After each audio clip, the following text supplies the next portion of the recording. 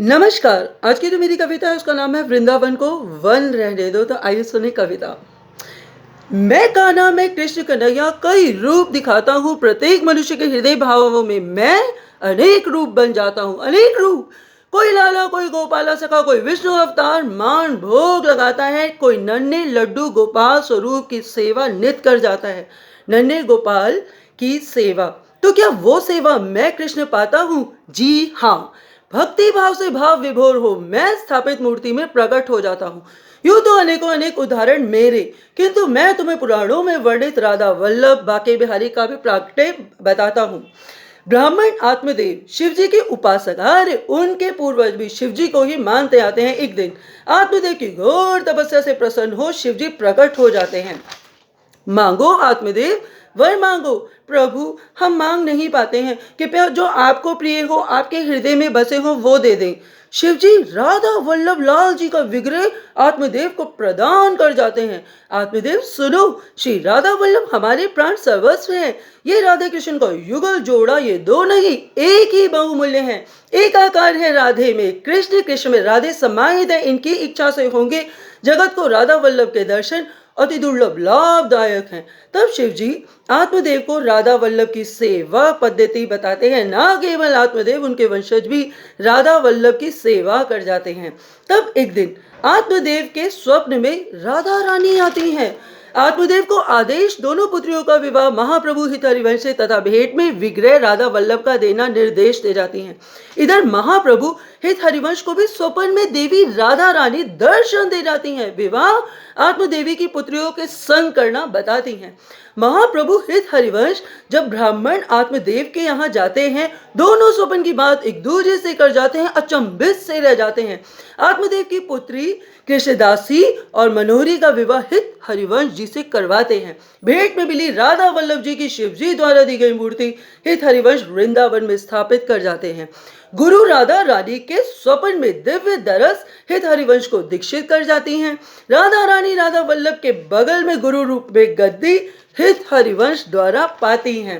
राधा वल्लभ की मूर्ति किसी मूर्तिकार द्वारा नहीं, स्वयं शिव शंभु द्वारा प्राकट्य वृंदावन में सुशोभित है। मैं कृष्ण आज तुम्हें मूर्ति में विराजमान ठाकुर जी की बाके बिहारी की मूर्ति से भी मिलवाता हूँ।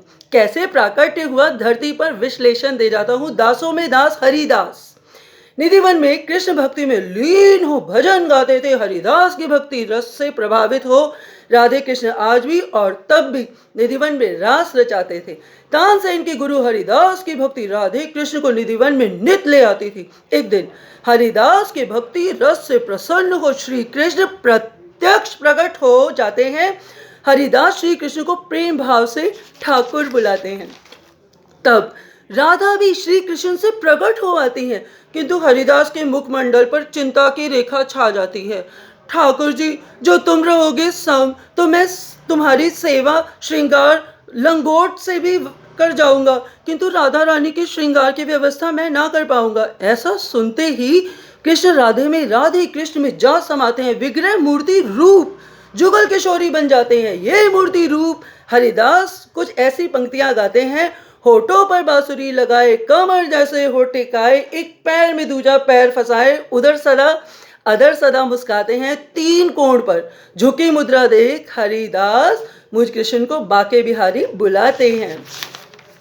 बाके बिहारी राधे वल्लभ में राधे कृष्ण समाये हैं।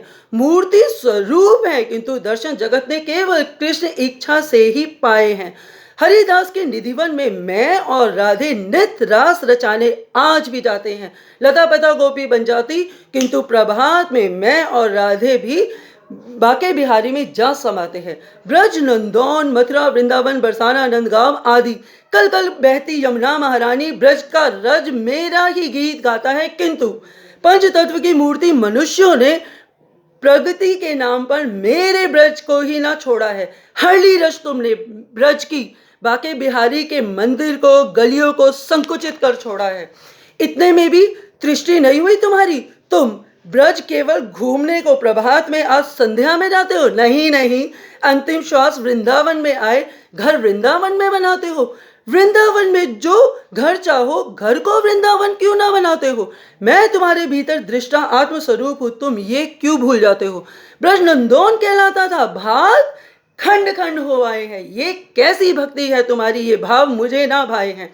मेरी मैया गैया भूखी सी, फिर एक घास चारा नहीं, खेतों की जगह भवन ब्रज को पर्यटन स्थल बनाया है। वाह मनुष्य, तेरी मानवता पर मेरा हृदय लज्जाया है।